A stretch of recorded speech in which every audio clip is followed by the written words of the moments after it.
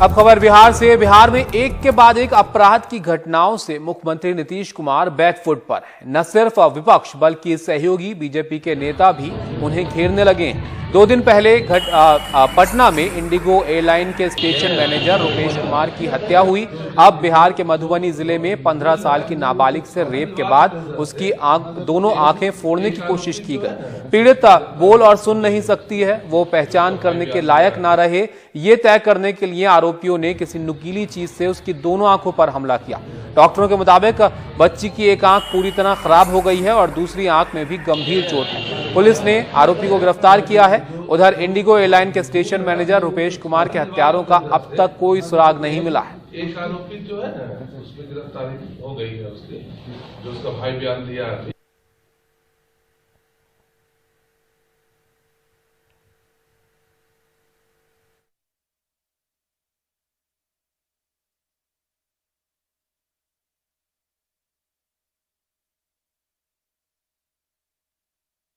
जिसको लेकर लगातार जो नीतीश कुमार हैं वो अब बैकफुट पर यहां पर नजर आ रहे हैं। न सिर्फ विपक्ष बल्कि जो उनकी सहयोगी भाजपा है वो भी उन पर सवाल अब उठा रही है, लेकिन विपक्ष जो है वो नीतीश कुमार को लेकर हमलावर है।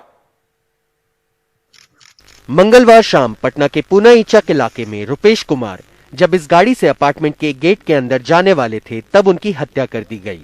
मंगलवार को दिन भर रुपेश पटना एयरपोर्ट पर कोरोना के वैक्सीन के आने पर अधिकारियों और मंत्रियों के साथ काफी सक्रिय थे। अभी तक के अनुसंधान में जो प्रारंभिक अनुसंधान में जो बात सामने आई है उससे ये पता चलता है कि ये घटना निश्चित रूप से और विशुद्ध रूप से है हत्या के उद्देश्य से की गई है और इसमें पेशेवर अपराध कर्मियों के हाथ रहे हैं। मृतक छपरा जिला के रहने वाले थे और यहाँ पर जो है एयरलाइंस व्यवसाय से जुड़े थे और कई लोगों से उनके संपर्क थे, तो इसलिए घटना के उद्देश्य तक पहुंचने के लिए हम सभी पहलुओं पर जांच कर रहे हैं। रुपेश, जिन्हें कमोबेश बिहार के सभी राजनेता, अधिकारी और पत्रकार जानते थे, उनकी हत्या के बाद सत्तारूढ़ भाजपा के 2 सांसद गोपाल नारायण सिंह और विवेक ठाकुर ने सीबीआई जांच की मांग की, तो विपक्ष के नेता तेजस्वी यादव ने नीतीश कुमार से इस्तीफे की मांग की है। बिहार के मुख्यमंत्री थक चुके हैं, उनसे अब बिहार संभलने वाला नहीं है। इस तरह की घटनाएं बार बार होती रह रही हैं और प्रधानमंत्री जी कहते थे कहीं कुछ होगा, क्या क्या नामकरण नहीं दिया गया था, जंगल राज। अब तो हम बीजेपी के लोगों से पूछना चाहते हैं, युवराज को बोलते थे जंगल राज युवराज, अब जंगल राज का महाराजा कौन है? अगर विभाग नहीं समझ रहा तो किसी और को दे दें विभाग, गृह विभाग। इस घटना का अंजाम जो हो, लोगों में अब नीतीश कुमार के बारे में धारणा यही बन रही है कि विधि व्यवस्था पर उनकी बैठक का अपराधियों पर कोई असर नहीं होता। पटना से मनीष कुमार की रिपोर्ट, एनडीटीवी इंडिया। और दिल्ली के जाफराबाद में बुधवार को आरडब्ल्यूए प्रेसिडेंट रईस अंसारी की हत्या का सीसीटीवी फुटेज सामने आया है। हत्या बुधवार को की गई थी। सीसीटीवी में साफ दिख रहा है कि 2 अज्ञात लोग उन पर फायरिंग कर रहे हैं। जिस वक्त रईस को गोली लगी उस वक्त वो स्कूटी साफ कर रहे थे।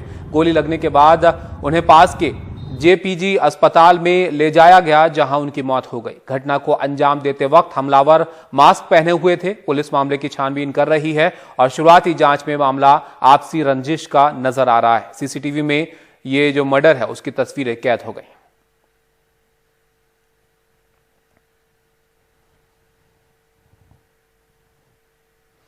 उत्तर प्रदेश के गोंडा जिले की पुलिस लाइन में एक सिपाही ने अपनी जूनियर महिला सिपाही का बलात्कार किया। महिला सिपाही का आरोप है कि किराए का मकान दिखाने के बहाने उसने उसे अपने क्वार्टर पर बुलाकर यह घिनौना अपराध किया। आरोपी सिपाही के खिलाफ रेप का मुकदमा दर्ज हो गया है और पुलिस मामले की जांच कर रही है। महिला सिपाही दूसरे शहर की रहने वाली है। उसे गोंडा में किराए के मकान की जरूरत थी। उसका इल्जाम है कि उसके साथी सिपाही ने उसे फोन कर बताया कि किसी ने उसे एक मकान की जानकारी दी है, वो आ जाए तो उसे ले जाकर दिखा देगा। महिला सिपाही का इल्जाम है कि वहां उसने उसके साथ रेप किया। हम 10 तारीख को गए थे, अंकित राय नाम का लड़के का फोन आया था कमरा दिखाने। जब कमरा दिखाने के लिए हम गए तो अंकित राय ने अपना कमरा में दस्ती हमको घसीट ले गया। हमारे संग अंकित राय ने जो दस्ती करी तथा हमारा मुंह दबा लिया। जब हम बहुत मुश्किल से छूट के भागे तो जान से मारने की धमकी दी। हमारे साथ उसने रेप किया।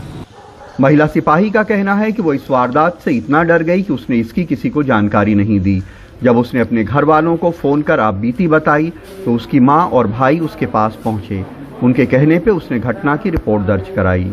हम इस पर बहुत डरे से हम के बैठ गए। फिर हमने अपने घर वालों को फोन कर बुलाया। हमने इसकी जानकारी एसएसपी ऑफिस में, IGRS में, CM में, योगी में, सब में जानकारी इसकी जाके दी है। इतने दिनों से परेशान है, इसके खिलाफ कोई कार्रवाई नहीं हो रही है।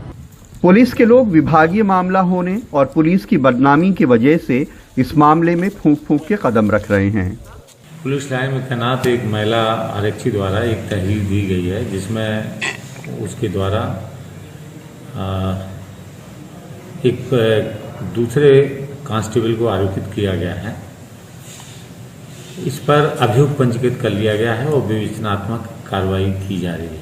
और जब तहरीर दी तत्काल अभियोग पंजीकृत हुआ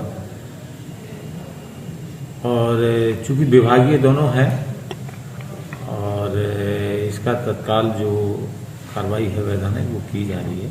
अपराध तो समाज में होते ही रहते हैं, लेकिन जब उस अपराध का आरोप पुलिस के ऊपर लगे और जब वो अपराध पुलिस के घर में हो तो पुलिस के ऊपर से समाज का भरोसा टूटता है। गोंडा में अनुराग सिंह और कैमरामैन राजेश गुप्ता के साथ कमाल खान, NDTV इंडिया। शिवराज सरकार के तमाम आश्वासन के बावजूद राज्य में अवैध खनन जारी है। अब राज्य की पर्यटन और संस्कृति मंत्री उषा ठाकुर पर आरोप है कि वन विभाग के कब्जे से वो अवैध खनन में शामिल गाड़ियों को छुड़ा कर ले गए। जब वनपाल ने मंत्री के खिलाफ मामला दर्ज करवाने की कोशिश की तो पुलिस ने मामला दर्ज नहीं किया। बड़गौंदा वन चौकी में एक JCB मशीन, ट्रैक्टर ट्रॉली और दूसरे उपकरण अवैध तरीके से मुरम के खनन के आरोप में जब्त करके रखे गए थे। वन विभाग के अधिकारियों ने वन अधिनियम की संबंधित धाराओं के तहत मामला दर्ज किया, लेकिन आरोप लगा कि 11 जनवरी की रात पर्यटन मंत्री उषा ठाकुर और उनके समर्थकों ने चौकी में घुसकर जबरन JCB और ट्रैक्टर ट्रॉली छीन ली और ड्यूटी पर मौजूद गार्डों को धमकाया।